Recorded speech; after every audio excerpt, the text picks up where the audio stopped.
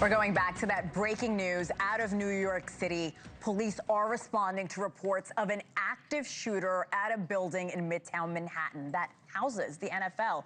You see officers running into that building.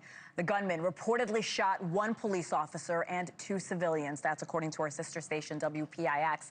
New York City Mayor Adams confirming the shooting on X. He has warned people not to go outside near Park Avenue and East 51st Street. This is a live look at the scene. Joining me now by phone, Joe Cardinale, retired NYPD Lieutenant Commander. Commander, always good to see you. So we see the NYPD running in. I understand the area is locked down. They have issued a shelter in place. Where does the investigation go from here? Well, you can see that emergency services are already entering the building. I'm sure that the police officer and the other two victims were removed already, hopefully. And this is going to be secured until they deem it anything else other than an active shooter. We don't know what the call was, what the nature of the call, what they were called to the building for.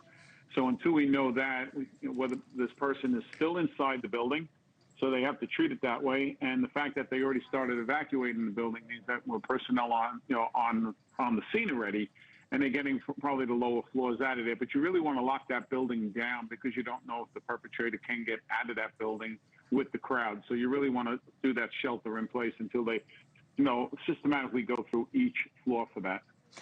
There are many huge businesses in this building. We mentioned the NFL, Blackstone, JP Morgan. How difficult is it to evaluate a building like this? I'm assuming they're going floor by floor, door to door. How hard is that?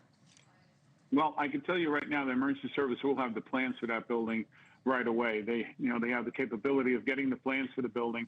And until they know the nature of the shooting and everything, you have to lock that building down. Get everybody out that's already been victimized over there. Anybody else that can lock themselves down should be doing that. It's difficult because it's a 44-story building, all right? And you have to, naturally go from the roof down and secure from the roof down. So they'll have officers going up there, securing the roof. They'll start, like I said, systematically going through the building.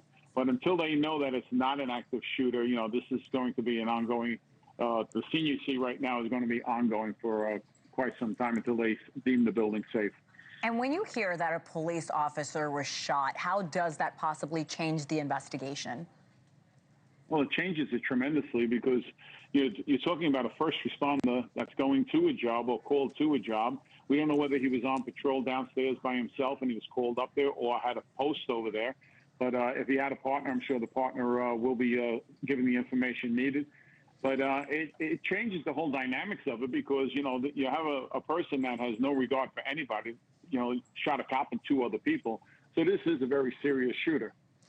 Commander, if you can take me step by step, like you mentioned, first responders are in the building. They're evacuating the building or there's a shelter in place. What happens next in this investigation?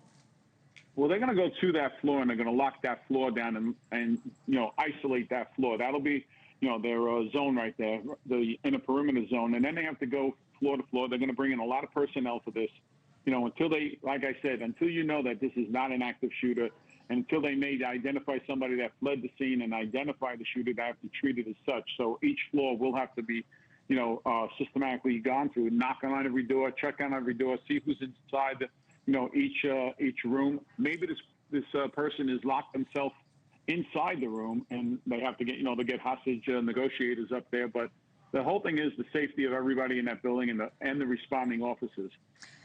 Does the FBI also assist with an investigation like this? If need be, they'll jump right in on it. But once again, you have to see what you're dealing with first.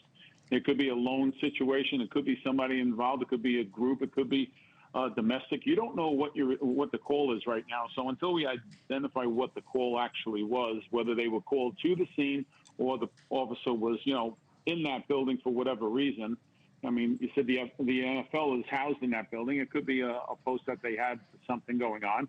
But like I said, until you identify what is going on, what the purpose of what the reason for that person being in that building is, and who that person is, you still have to treat this as the active shooter. And that will mean locking down that floor, first of all, and then locking down the entire building and going through it room and office or room, whatever they have to do, they'll go through it one by one. They'll get all the manpower they need to do it. Thank you for watching. Subscribe below and download our NewsNation app right now on your phone, and you will get fact-based, unbiased news for all Americans.